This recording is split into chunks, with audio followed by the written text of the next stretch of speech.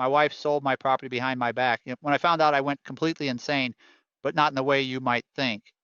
This is the story of how betrayal can either destroy you or forge you into something entirely different, something you never knew you were capable of becoming. It started on a Tuesday morning in October.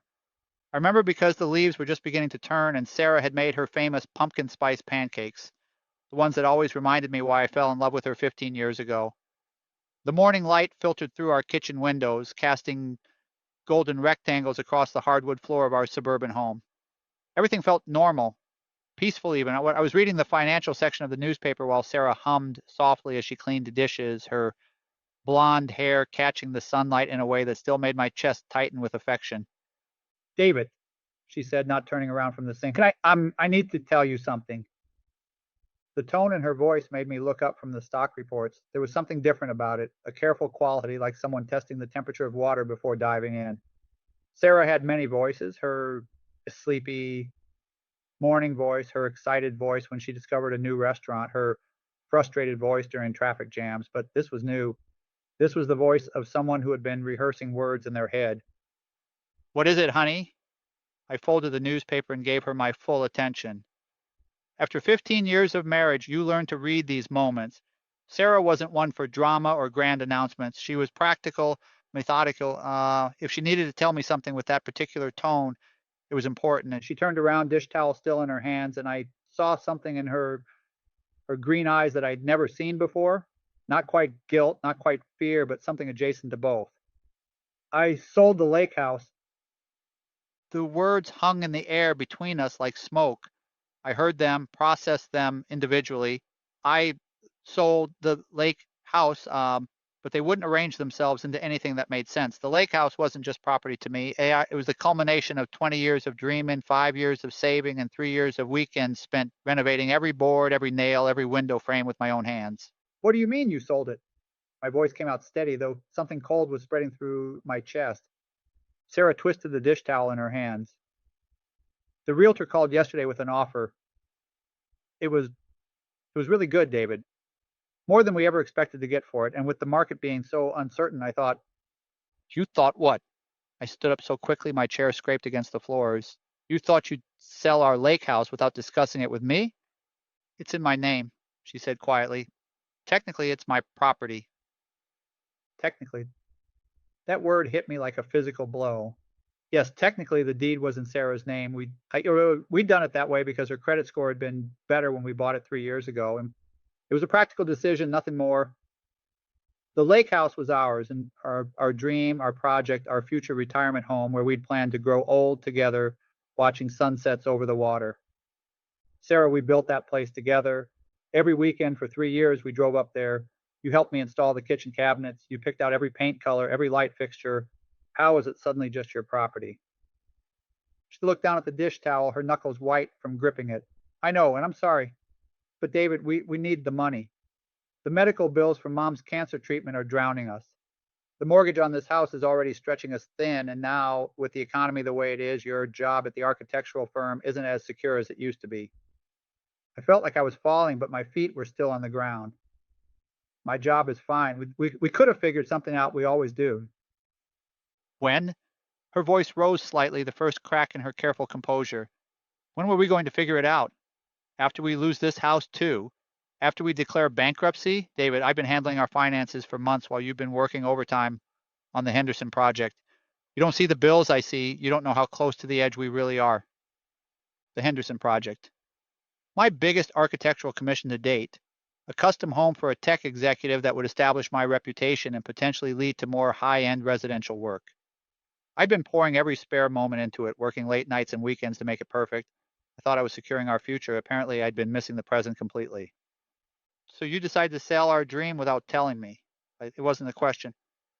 I tried to bring it up, though, but you've been so stressed about work and I didn't want to add to your pressure. When the offer came in, I had to make a decision quickly. The buyers were willing to pay cash and close in 2 weeks. 2 weeks. The timeline was starting to sink in. When did you list it? Okay. Sarah's silence was answer enough. When, Sarah? 6 weeks ago. 6 weeks. For 6 weeks, she'd been showing our lake house to strangers, accepting offers, negotiating terms, arranging inspections, all while I sat at breakfast reading the financial section, completely oblivious. For 6 weeks, she'd been dismantling our shared dream piece by piece, and I'd been too buried in blueprints and building codes to notice. I walked to the window and stared out at our backyard. Yeah, the maple tree we'd planted when we bought this house was now tall enough to shade half the deck. 15 years of growth, 15 years of thinking we were building a life together. How much? I asked. 420,000. Yeah, we'd paid 280,000 for it. Even after the renovations, we'd come out significantly ahead. It was objectively a smart financial decision. It was also the complete destruction of everything I thought I understood about my marriage. I turned back to face her. Where's the money? Wait, I paid off Mom's medical bills and put the rest in a CD. We can talk about what to do with it. We can talk about it. I repeated her words slowly. Like we should have talked about selling the house in the first place. David, please. I know I should have discussed it with you first, but what? But you knew I'd say no, but you knew it would break my heart, but you knew that Lake House wasn't just property to me. It was the place where we were going to retire, where we were going to have grandchildren visit, where we were going to grow old together. Tears were streaming down her face now. I know all of that, but I also know that we can't pay our bills with dreams. I also know that if we'd waited much longer, we might have lost everything. And I looked at my wife and really looked at her. When had the lines around her eyes become so pronounced? When had her shoulders started carrying that weight? How long had she been drowning while I was focused on creating the perfect roofline for someone else's dream home? I need some air, I said. I grabbed my keys from the counter and walked out of our house, leaving Sarah standing in the kitchen with tears on her cheeks and a dish towel in her hands. I got in my car and drove, not really caring where I was going, just needing to move, to think, to figure out how my life had shifted so dramatically in the space of a 10-minute conversation. I found myself driving toward the lake.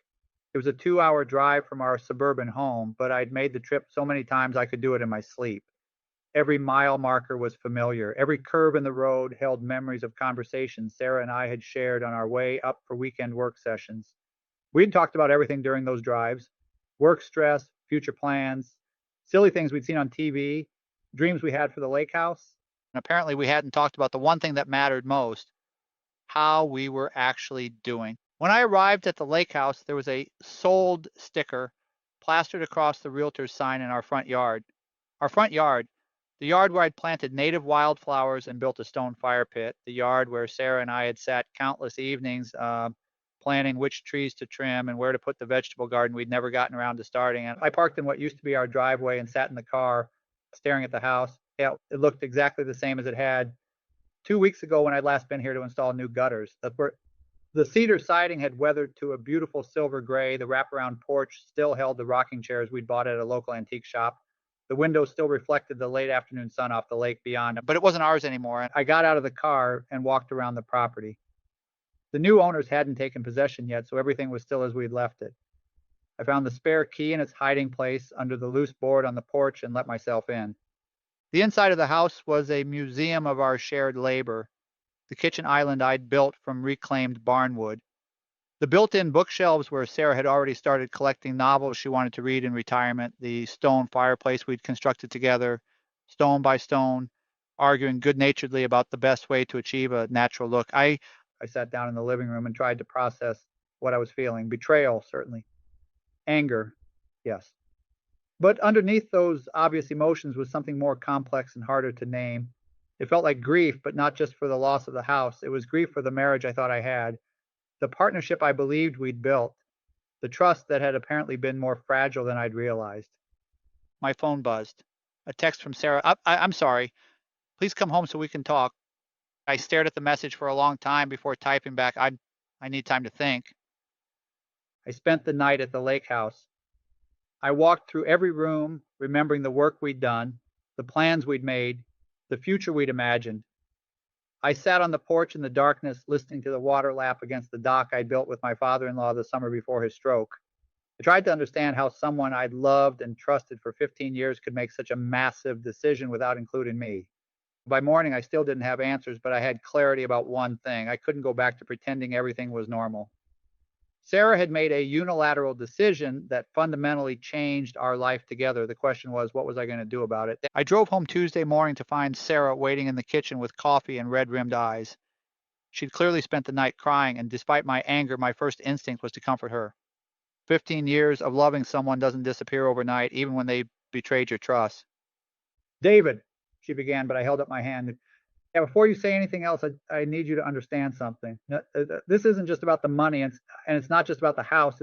It's about the fact that for 6 weeks you lived a double life, and for 6 weeks you made decisions about our shared future without me. That changes everything. She nodded, tears starting again. Oh, I know I messed up. I was just so scared about the money, and you seemed so overwhelmed with work, and I thought I was protecting us both by handling it myself. By lying to me, I didn't lie. I just didn't tell you. Sarah, that's the same thing. We sat in silence for a moment, the morning light once again streaming through our kitchen windows. But everything felt different now. The golden rectangles on the hardwood floor looked the same, but the trust that had made this house feel like home was gone. What happens now? She asked. I don't know, I said honestly. I need time to figure out whether we can rebuild trust or whether this is something we can't come back from. Don't say that. Her voice broke. We can work through this. We've worked through everything else. Have we? Because apparently we weren't working through our financial problems together. You were handling them alone and making major decisions without me. I was trying to protect you. I'm not a child, Sarah. I'm your husband. We're supposed to be a team. She nodded, wiping her eyes with the back of her hand. You're right. I should have trusted you with the truth from the beginning. Yes, you should have. The conversation continued for hours. We talked about money, about communication, about the different ways we handled stress. Sarah explained that she'd been lying awake at night for months, calculating and recalculating our finances, watching our savings dwindle as her mother's medical bills mounted. She'd felt like she was drowning and didn't want to pull me under with her. I explained that by excluding me from these worries, she'd made me feel like a stranger in my own marriage. I'd been working overtime to secure our future while she'd been dismantling it, and neither of us had known what the other was doing. By the end of that long conversation, we'd established a few things. First, Sarah understood that her decision had been a fundamental betrayal of our partnership. Second, I understood that our financial situation had been more precarious than I'd realized. Third, we both agreed that our communication had broken down somewhere along the way and we needed to figure out how to rebuild it. But understanding something intellectually and feeling it emotionally are different things entirely. Over the next few weeks, I found myself looking at Sarah differently. And when she made coffee in the morning, I wondered what else she wasn't telling me. When she answered the phone, I listened for the tone that meant she was managing something I didn't know about. When she said she loved me, I believed her. But I also wondered if she thought love meant protecting me from difficult truths. And the trust that had once felt automatic now required conscious effort. I had to remind myself that she'd made one terrible decision, not that she was a fundamentally dishonest person, but the reminder felt like work, and marriage isn't supposed to feel like work every single day. 3 weeks after learning about the lake house, I was working late at the office when I got a call from the new owners. They'd found some problems during their final walkthrough, problems with the electrical system that the inspector had missed. They were threatening to back out of the sale unless we fixed them, and I drove to the lake house that night, meeting the electrical contractor in the driveway. The problems were significant, but not catastrophic. About $8,000 worth of rewiring, maybe $10,000 if we had to tear into walls. The new owners were within their rights to demand the fixes, but as I stood in the house that used to be ours, surrounded by strangers discussing problems with work I'd done myself, something inside me snapped. Not in an angry way, not in a destructive way, but something fundamental shifted. I realized I was looking at this all wrong, and Sarah had made a unilateral decision about our shared property. She'd acted without consulting me, fundamentally changing our life together. I'd been focused on the betrayal, the breach of trust, the feeling of being excluded from my own marriage. But what if I stopped being the victim in this story? And what if, instead of trying to rebuild the marriage we'd had, I decided to become someone entirely different? Standing in that lake house, listening to contractors discuss $8,000 worth of electrical work, I made a decision that would change everything. Not a decision born from anger or revenge, but from a kind of clarity I'd never experienced before. I was going to disappear. Not literally, not in a way that would hurt Sarah or leave her abandoned, but I was going to disappear as the man I'd been, and the man who worked overtime on other people's dreams while his wife dismantled his own, the man who read the financial section at breakfast while remaining oblivious to his own financial reality, the man who thought he could trust completely and be trusted in return. That man was gone. Sarah had killed him when she sold the lake house without telling me. The question was, who was I going to become instead? I paid for the electrical work out of my own savings account, money Sarah didn't know about because I'd been setting aside small amounts for years to buy her a surprise vacation for our 20th anniversary. $8,000 that were supposed to fund a trip to Italy became the price of my transformation. But I didn't tell Sarah about the electrical problems. Just like she had handled the sale without telling me, I handled the final complications without involving her. For the first time in our marriage, I had a secret of my own. It felt surprisingly liberating. The sale closed the following week, and the lake house officially belonged to someone else, whereas Sarah seemed relieved that the transaction was finally complete, that the money was in our account, that her mother's medical bills were paid. She started talking about our future again, like maybe we could buy a smaller place by the water someday. Maybe we could plan that trip to Europe we'd always discussed. I listened and nodded and said the things a supportive husband should say, but inside I was planning. I started by changing small things, and instead of reading the financial section at breakfast, I read the travel section. Instead of working late on the Henderson project, I left the office at 5 and took long walks around our neighborhood, really looking at it for the first time in years. And I noticed things I'd been too busy to see before. Which houses had the best landscaping, which ones needed work, which neighbors I'd been living next to for years without really knowing. And I also started learning about Sarah in ways I'd never bothered to before. What time did she wake up when she thought I was still sleeping? What did she do during the day when I was at work? Who did she talk to on the phone? What websites did she visit? I wasn't spying on her exactly. I was studying her, learning her patterns, her habits, her routines, the way someone might study a foreign language or a new skill. After 2 months of observation, I had a complete picture of my wife's daily life. She woke up at 6:30 and spent 20 minutes checking social media before getting out of bed. She called her sister 3 times a week, usually on Tuesday, Thursday, and Sunday afternoons. She grocery shopped on Wednesday evenings and did laundry on Saturday mornings. She watched cooking shows while folding clothes and always fell asleep on the couch during the 10 o'clock news. She was, in many ways, exactly the person I thought she was, but she was also someone who could make life changing decisions in secret and sleep soundly afterward. I finished the Henderson project in December. It was beautiful work, some of the best of my career. The client was thrilled, and the house was featured in 2 architectural magazines. My phone started ringing with inquiries from other potential clients. My reputation was exactly where I'd hoped it would be. But instead of feeling proud, I felt detached. The success belonged to the old David, the one who'd believed that working harder would automatically make life better. The new David understood that success meant something entirely different. On Christmas morning, Sarah gave me a watch, an expensive one that she'd bought with money from the lake house sale. It was beautiful, elegant, the kind of timepiece I'd always admired but never bought for myself. I know it doesn't make up for the lake house, she said as I opened the box, but I wanted you to have something meaningful. Something that shows how much I appreciate everything you do for us. I looked at the watch, at my wife, at the Christmas tree we'd decorated together the week before. Everything looked normal, felt normal, sounded normal. But I was looking at it all from a great distance, as if I were watching someone else's life unfold. It's perfect, I told her, and meant it. It was the perfect gift for the man I used to be. I started wearing the watch every day, but not because I loved it. I wore it as a reminder of the moment I'd fully committed to becoming someone else. In January, I did something I'd never done in 15 years of marriage. I made a major decision without consulting Sarah. I quit my job, not impulsively, not in anger. I gave proper notice, finished my current projects, and recommended a colleague to take over my responsibilities. But I didn't discuss it with Sarah until the day I brought home my final paycheck. She was in the kitchen making dinner when I walked in and set the check on the counter. "What's this?" she asked, looking at the amount. "My final paycheck. I quit today." The wooden spoon she'd been using to stir pasta sauce clattered to the floor. "You what?" "I resigned from the firm. Today was my last day." Sarah stared at me like I'd announced I was planning to grow wings and fly to the moon. "David, what are you talking about? You love that job, and we need the income. We just got back on solid financial ground. We got back on solid financial ground because you sold our lake house without telling me. I figured it was my turn to make a unilateral decision about our future." The color drained from her face. "This is about the lake house? David, we talked through all of that. We agreed to work on our communication." "We did. And I've been working on it. I've been thinking about what it means to be partners, to make decisions together, to trust each other with difficult truths." "So you quit your job without telling me?" "I'm telling you now. After you already did it." Yes, the same way you told me about the lake house after you'd already sold it. Sarah sank into one of our kitchen chairs. David, this isn't the same thing. That job was your dream, your career. You've worked for 15 years to get to where you are.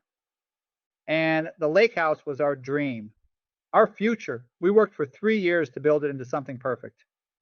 That's different. Is it? Because from where I'm sitting, it looks exactly the same.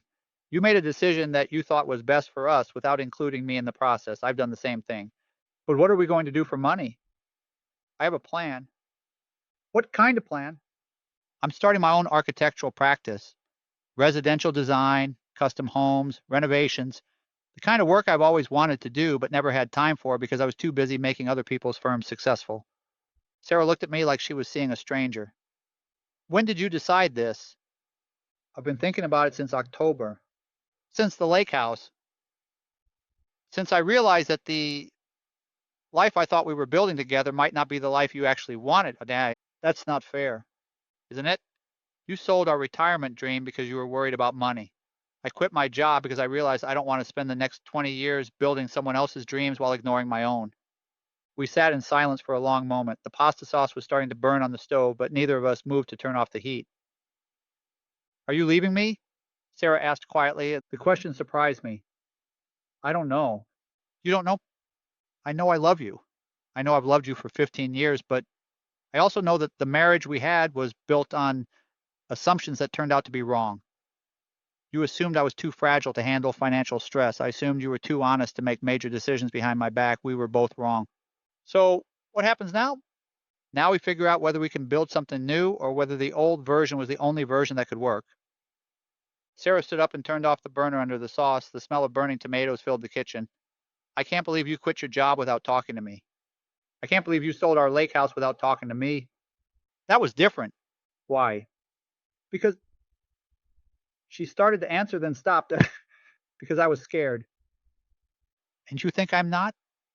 For the first time since October, Sarah really looked at me, not at the version of me she expected to see, not at the husband who read the financial section and worked late and trusted her completely. She looked at me as if she was trying to figure out who I actually was. I don't recognize you anymore, she said. Good. The person you recognized was someone who could be blindsided by his own wife. I don't want to be him anymore. So who are you now? I'm someone who makes his own decisions. I'm someone who takes risks. I'm someone who doesn't assume that other people will consider his feelings just because he considers theirs. That sounds lonely. Maybe, but it's better than being naive. Over the next few months, Sarah and I lived in the same house but occupied different worlds. She went to her job at the marketing firm, came home, made dinner, watched TV, went to bed. I spent my days setting up my new practice, meeting with potential clients, designing custom homes for people who appreciated the kind of detailed personal attention I'd never been able to give when I was working for someone else. It turned out that quitting my job was the best career decision I'd ever made. Within 3 months, I had more work than I could handle. Within 6 months, I was earning more than I made at the firm. Within a year, I was booked solid for the next 18 months. But the professional success felt secondary to the personal transformation. For the first time in my adult life, I was making decisions based on what I wanted rather than what I thought I should want. I worked when I felt inspired and took breaks when I needed them. I took on projects that excited me and turned down ones that felt like drudgery. I stopped trying to be the perfect husband and started trying to be an authentic person. Sarah watched this transformation with a mixture of fascination and fear. The man she'd married had been predictable, reliable, accommodating. The man I was becoming was none of those things. Our conversations became carefully polite, like two strangers sharing a hotel room. We discussed practical matters, bills, schedules, whose turn it was to buy groceries, but we stopped talking about feelings, about dreams, about the future. It was as if we both understood that the future was no longer something we could take for granted. In April, almost exactly 6 months after learning about the lake house, I did something else I'd never done before. I bought property without telling Sarah. Not a house, not anything dramatic. Just a small piece of land about an hour north of the city, 12 acres of mixed woods and meadow with a creek running through it and a view of distant mountains. It wasn't practical or sensible or a sound financial investment. It was beautiful and it was mine. I'd found it while driving around on a Sunday afternoon, something I'd started doing to clear my head and think about design ideas. The for sale sign was handmade and weathered, stuck to a fence post with duct tape. I called the number on impulse and met the owner that same day. He was an elderly farmer who decided to sell off pieces of his land to fund his retirement. We shook hands on a deal that afternoon, and I didn't tell Sarah about it for 2 weeks, not because I wanted to hurt her, but because I wanted to experience what it felt like to own something that was entirely mine, something no one could sell without my permission, something that existed outside the complicated negotiations of marriage. When I finally told her, we were sitting on our back porch after dinner watching the sunset through the maple tree we'd planted 15 years ago. I bought some land, I said, as casually as if I were mentioning a new restaurant I'd tried for lunch. Sarah set down her glass of wine. What kind of land? 12 acres up in the foothills, woods mostly, with a creek and a meadow. When? 2 weeks ago. 2 weeks ago, she repeated the words slowly. And you're just telling me now? I'm telling you now. David, that's... She started to say something, then stopped. How much did it cost? Does it matter? Of course it matters. We're married. Our finances are connected. Are they? Because when you sold the lake house, you made it pretty clear that property in one spouse's name belongs to that spouse. That was different? How? Sarah was quiet for a long moment. What are you going to do with 12 acres of woods? I don't know yet. Maybe build a cabin, maybe just leave it wild, maybe sell it someday. The point is, it's mine to decide. Are you trying to punish me? The question caught me off guard. No. Then what are you doing? I'm trying to figure out how to be married to someone I don't entirely trust. And buying secret property is the answer? It's not secret. I'm telling you about it, but it's mine in a way that can't be changed by someone else's unilateral decision. Sarah stood up and walked to the edge of the porch, looking out at the tree we'd planted together, the yard we'd landscaped together, the life we'd built together. I don't know how to fix this, she said. Maybe it can't be fixed. But don't say that. Why not? Maybe the marriage we had only worked because we both made assumptions that turned out to be wrong. Maybe we need to figure out whether we can build something different or whether we should stop trying. I don't want to stop trying. Then stop trying to get back to where we were. That place doesn't exist anymore. So where does that leave us? I don't know, but I know I'm not going back to being someone who can be blindsided by the person he loves most. I'm not going back to assuming that love means we'll automatically consider each other's feelings. I'm not going back to taking trust for granted. We stood in silence as the sun disappeared behind the maple tree. 15 years of marriage reduced to two people who loved each other but didn't know how to trust each other. Do you want me to move out? Sarah asked. Do you want to? I want us to figure this out. So do I, but I want us to figure out how to move forward, not how to go backward. That night, for the first time in months, we talked until dawn, not about practical matters or surface-level concerns, but about the fundamental question of whether two people can rebuild trust after it's been broken, whether they can love each other without taking each other for granted, whether they can be married without losing themselves in the process. Sarah cried when she talked about how isolated she'd felt during her mother's illness, how overwhelmed she'd been by the medical bills and the fear of losing everything we'd worked for. She'd sold the lake house not just for the money, but because she'd felt like she was drowning and needed to make a decisive action, even if it was the wrong one. I cried when I talked about how excluded I'd felt from my own marriage, how the lake house had represented not just our financial future, but our emotional future, how learning about the sale had made me feel like I'd been living with a stranger. But we also talked about the people we'd become in the months since October. Sarah admitted that she was attracted to the confidence I'd developed, the way I'd stopped asking for permission to make decisions about my own life. I admitted that I respected the way she'd handled a crisis, even if I disagreed with her methods. We were different people than we'd been 6 months ago. The question was whether these new people could love each other. By morning, we'd reached a tentative agreement. We would stay married, but we would rebuild our relationship from the ground up. No assumptions about what the other person was thinking or feeling, no decisions that affected both of us without consulting the other, no taking trust for granted. It wasn't a reconciliation exactly. It was more like a negotiation between two people who had decided to see if they could create something new together. The process was harder than either of us had anticipated. Learning to communicate without assumptions meant having conversations about things we'd never discussed before.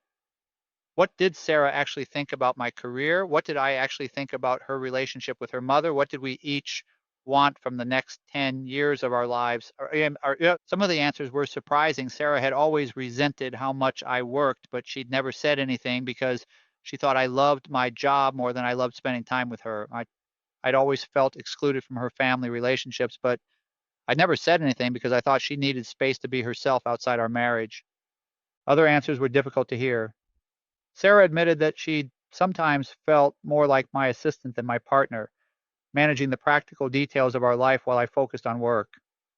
I admitted that I sometimes felt more like her security blanket than her husband, providing stability while she made the interesting decisions. But slowly, carefully, we began to build something new. Not the marriage we'd had before, but a partnership based on who we actually were rather than who we thought we were supposed to be. I kept the 12 acres of land, and Sarah didn't ask me to sell it. She started her own small business, marketing consulting for local restaurants. And I didn't ask her to discuss every client decision with me. And we learned to live with the fact that we each had parts of our lives that belonged to us alone. It took almost a year before I could say that I trusted Sarah again. Not the automatic, assumed trust of our early marriage, but the conscious, chosen trust of two people who'd decided to be vulnerable with each other despite knowing that vulnerability could be weaponized. It took even longer before Sarah could say she trusted me, not because I'd done anything to betray her trust, but because the person I'd become was so different from the person she'd married that she had to learn to trust someone entirely new. But we did learn. We learned that love without trust is just sentiment, and trust without consciousness is just naivety. We learned that marriage is not a permanent state, but a daily choice, and that choice has to be made by both people every single day. We learned that sometimes the best way to save a relationship is to let it die so that something new can be born in its place. 2 years after Sarah sold the lake house behind my back, I built a cabin on my 12 acres of land, not by myself, with Sarah's help. She picked out the windows and helped me install the kitchen cabinets. We argued good-naturedly about the best way to achieve a natural look for the stone fireplace. But this time, the deed was in both our names from the beginning. And this time, we both understood that ownership meant responsibility, and responsibility meant communication, and communication meant trusting each other enough to tell difficult truths. The cabin isn't as elaborate as the lake house was. It doesn't have a wraparound porch or a view of the water, but it has something the lake house never had. It was built by two people who'd learned to see each other clearly, who'd learned to love each other without taking each other for granted, who'd learned that trust is something you build consciously rather than something you assume automatically. On warm summer evenings, Sarah and I sit on the simple deck I built behind the cabin, listening to the creek and watching deer emerge from the woods to drink at the water's edge. We talk about our days, our plans, our dreams for the future, but we also talk about our fears, our doubts, our individual needs that sometimes conflict with our shared goals. And the conversations are different now, more honest, more careful, more intentional. We don't assume we know what the other person is thinking. We don't take agreement for granted. We don't mistake silence for consent or busyness for happiness. Sometimes people ask us how we survived what happened with the lake house. They expect a story about forgiveness and reconciliation, about learning to trust again after betrayal. But that's not really what happened. What happened was that we both died. The people we'd been, the marriage we'd had, the assumptions we'd built our life around. What happened was that we both chose to be reborn as different people who could love each other more consciously, more carefully, more authentically. The betrayal didn't destroy us. It destroyed the illusion that love alone was enough to sustain a marriage. It destroyed the assumption that good intentions could substitute for honest communication. It destroyed the naive belief that two people could share a life without sometimes having conflicting needs and desires. In destroying those illusions, it forced us to build something more durable, a relationship based on choice rather than assumption, on consciousness rather than habit, on earned trust rather than blind faith. 3 years after the lake house sale, Sarah and I renewed our wedding vows. Not because we were trying to recapture what we'd lost, but because we wanted to acknowledge what we'd found. A love that was more mature, more resilient, more real than anything we'd experienced before.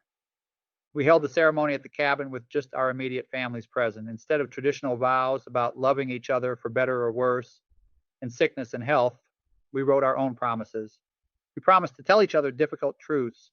We promised to make major decisions together. We promised to trust consciously rather than blindly.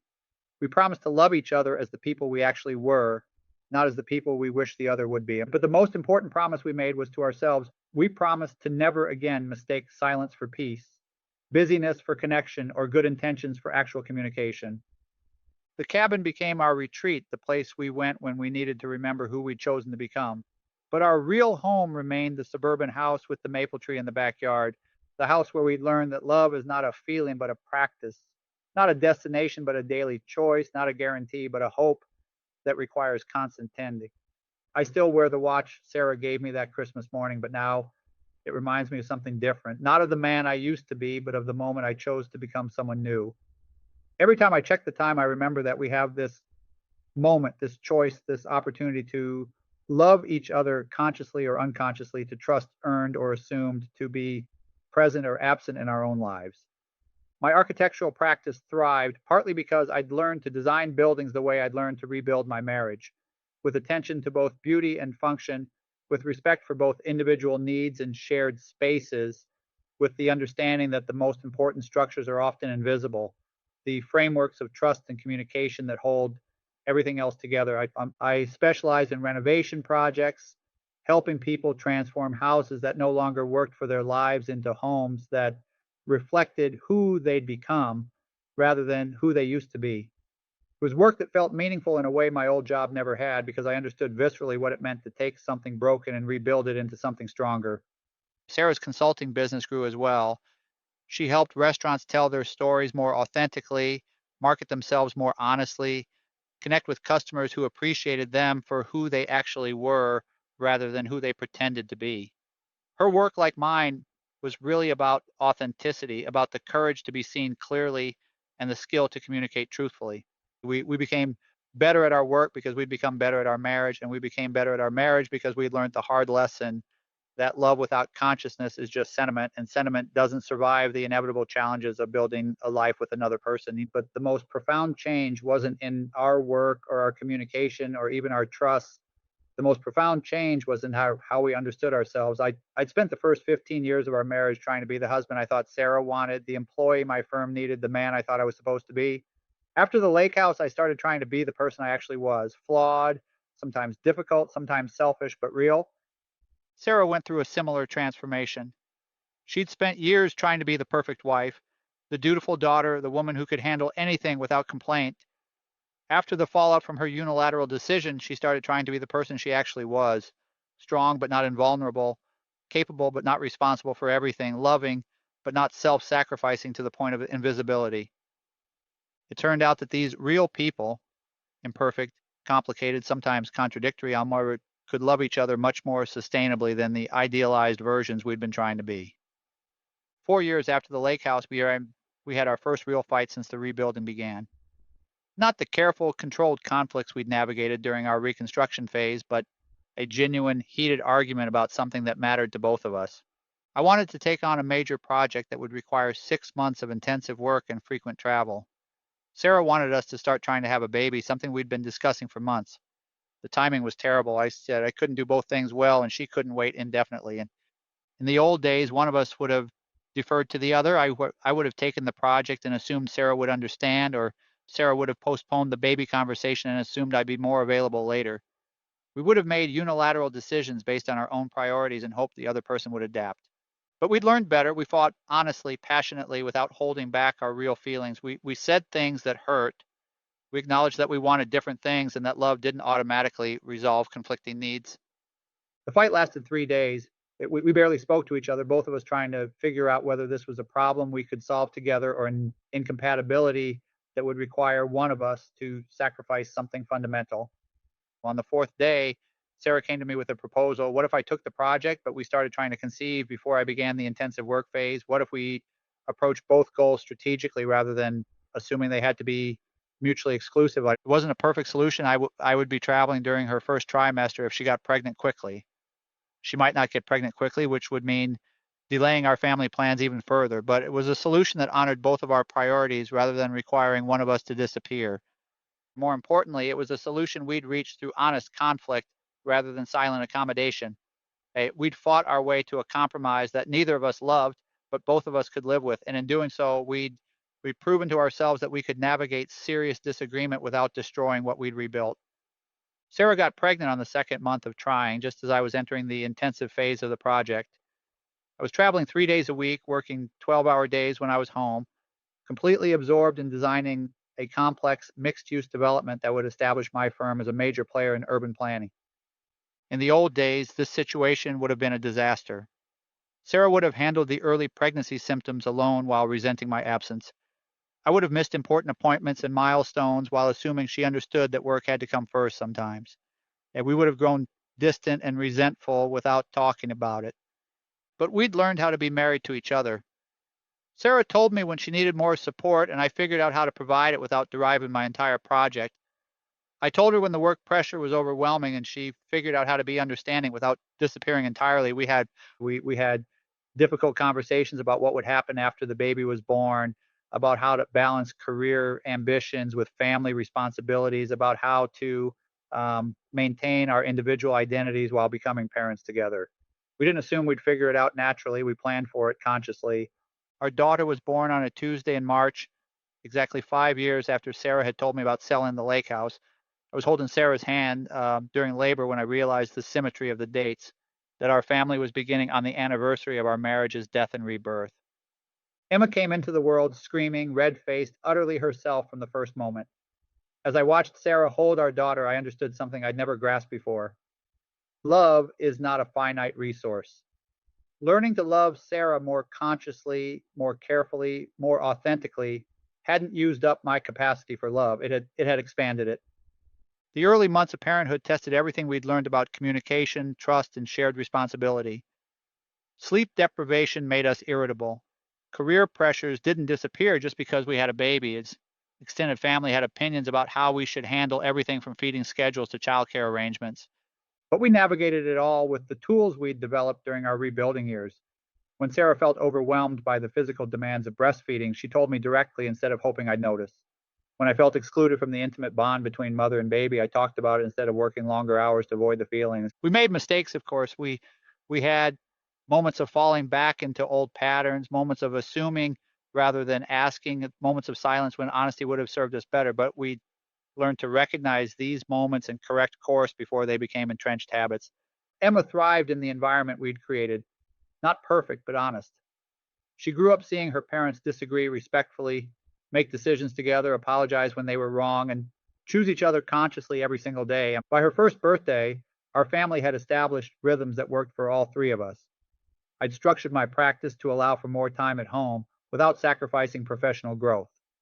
Sarah had transitioned her consulting business to focus on projects she could manage while caring for Emma. We'd learned to be parents without losing ourselves as individuals or as a couple. The cabin in the woods became Emma's favorite place. She took her first steps on the simple deck where Sarah and I had learned to trust each other again. She spoke her first words while sitting by the creek where we'd learned to tell each other difficult truths. She experienced unconditional love in a place built on the foundation of conscious choice. On Emma's second birthday, we threw a party at the cabin. Our families were there. Sarah's mother, healthy again after her cancer treatment, my parents who'd driven in from Arizona, siblings and cousins and friends who'd watched us navigate the destruction and rebuilding of our marriage. As I watched Emma toddle around the property, chasing butterflies and collecting interesting rocks, I realized that this was what we'd been building toward all along, like not the perfect family or the perfect marriage, but the real family and the real marriage, like how complicated, sometimes difficult, but authentic in a way that could sustain itself through whatever challenges lay ahead. That evening, after the party guests had gone home and Emma was asleep in her travel crib, Sarah and I sat on the deck and talked about the future. We've been discussing the possibility of having another child, maybe buying a larger house, potentially expanding both of our businesses. But we also talked about less tangible futures. What kind of people did we want to become as we aged? How did we want to handle the inevitable challenges of raising a strong-willed daughter? What did we want our marriage to look like in another 10, 20, 30 years? These conversations were different from the future planning we'd done in our early marriage. We no longer assumed that wanting the same things meant we'd automatically achieve them together. Right? We understood that shared goals required conscious collaboration, that love required maintenance, that trust required constant tending. Do you ever miss it? Sarah asked as we watched the last light fade from the sky. The way things were before, when everything felt easier? I considered the question seriously. Did I miss the naive trust, the unexamined assumptions, the comfortable illusion that love alone could sustain a marriage? No, I said finally. I miss some things about who we were before. I miss how optimistic we were about the future. I miss how completely I trusted you, but I don't miss living in a fantasy about what our marriage actually was. Even though this is harder, especially because this is harder. The easy thing wasn't real. This is real. Sarah nodded, her hand finding mine in the darkness. I was so scared when I sold the lake house, not just about the money, but about telling you. I was scared you'd realize I wasn't the person you thought you'd married. You weren't. That doesn't hurt your feelings anymore? No, because I wasn't the person you thought you'd married either. We were both in love with ideas about each other rather than the actual people we were. And now? Now I'm in love with the person you actually are. I mean, it's scarier because I can't control who you'll become or what decisions you'll make, but it's also more sustainable because it's based on reality rather than projection. We sat in comfortable silence, listening to the night sounds of the woods around us. Somewhere in the distance, an owl called to its mate. Close by, the creek continued its endless conversation with the stones in its bed. I want to tell you something, Sarah said eventually. The phrase that had once triggered panic now just made me attentive. I'm listening. I got a job offer last week, a marketing position with a national restaurant chain. It would mean traveling more, probably relocating to Denver within a year or two. And I turned it down without discussing it with you. I looked at her in the dim light reflecting off the water. Why? Because I realized I didn't want it. It's not the travel, not the relocation, not the corporate environment. I like the business I built. I like our life here. I like being close to the woods and being able to come to the cabin whenever we need to remember who we are. But you're telling me about it now because I realized that making the decision alone was exactly what I'd done with the lake house. Even though this was the right decision, and even though it was mine to make, I should have talked to you about it, not because I needed your permission, but because I wanted you to understand what I was thinking. Thank you for telling me. Are you angry that I didn't discuss it first? I considered the question. The old David would have been hurt at being excluded from the decision-making process. The new David understood that Sarah's career decisions were ultimately hers to make as long as they didn't fundamentally affect our family's stability. And no, I'm proud of you for knowing what you want and choosing it consciously. I'm grateful that you trusted me enough to tell me about it afterward. Even though I technically made another unilateral decision, you made a decision about your own career that happened to affect our family positively. When you sold the lake house, you made a decision about our shared property that affected our family significantly without involving me in the process. Those aren't the same thing. Sarah leaned against my shoulder. I'm still learning the difference between independence and secrecy. We both are. Do you think Emma will learn it better than we did? I think Emma will have different challenges than we did, but hopefully she'll have better tools for handling them. As if summoned by her name, Emma began crying softly from inside the cabin. Sarah started to get up, but I touched her arm. I'll go, I said. You've been with her all day. Thank you. I found Emma standing in her crib, reaching for the window where moonlight was casting shadows of tree branches on the wall. She wasn't really awake, just unsettled by dreams or the unfamiliar environment. I picked her up and walked with her around the small cabin, humming softly until she relaxed against my chest. As her breathing deepened into sleep, I looked around at the space Sarah and I had created together, the simple furniture we'd chosen carefully, the photographs of our family and friends, the books we'd collected, the artwork Emma had already started contributing with her enthusiastic crayon drawings. It wasn't grand or impressive, it was just honest. A place built by two people who'd learned to see each other clearly, to love each other consciously, to trust each other carefully. A place where a little girl could grow up understanding that love is not a feeling but a practice, not a guarantee but a daily choice. I settled Emma back into her crib and returned to the deck where Sarah was still sitting, wrapped in one of the blankets we kept in the cabin for cool evenings. She okay? She asked. Just needed some comfort. She went right back to sleep. Sarah moved over to make room for me on the bench, and I sat down beside her, pulling part of the blanket around my shoulders. We'd done this hundreds of times now, shared quiet moments at the end of long days, processing the ordinary dramas and small victories that make up a family's life. Do you ever wonder what would have happened if I hadn't sold the lake house? Sarah asked. Sometimes. Do you? Sometimes. I think we might have stayed married, but I think we would have stayed married to people who didn't really know each other. You think we would have been happy? I think we would have been comfortable, but I don't think we would have been real with each other. Do you regret it? Selling the lake house, I mean. Sarah was quiet for a long moment. I regret not talking to you about it first. I regret the way I handled it, but I don't regret the fact that it happened because it forced us to figure out how to actually be married instead of just pretending to be, even though it was so painful, especially because it was so painful. The pain meant it mattered. If losing each other's trust hadn't hurt, it would have meant the trust wasn't real in the first place. I thought about the man I'd been 5 years ago, reading the financial section at breakfast while Sarah managed our life behind the scenes. I thought about the naive assumptions I'd made about marriage, about trust, about love. I thought about the comfortable illusion that had passed for intimacy in our early years together. That man seemed like a stranger now, not someone I resented or regretted being, but someone I'd outgrown completely. The crisis that had destroyed him had also created the space for someone more real, more conscious, more capable of authentic love to emerge. I used to think that going crazy meant losing your mind. I said, maybe sometimes it means losing your illusions. Is that what happened to you? You went crazy? Yeah, not in the way you might think. I went crazy in the sense that I stopped being the person I'd always been and started being someone entirely different. I went crazy in the sense that I stopped accepting things that didn't work and started demanding things that did. And you think that was good? I think it was necessary. The person I was before couldn't have built this. I gestured around us at the cabin, at the life we'd created, at the family we'd become. He was too passive, too accommodating, too willing to let other people define reality for him. I went crazy too in my own way. How? I stopped trying to be perfect. I stopped trying to handle everything alone. I started admitting when I was scared or overwhelmed or didn't know what to do. For someone who'd spent her whole life trying to be strong enough to handle anything, that felt like complete insanity. We wrapped the blanket more tightly around ourselves as the night air grew cooler.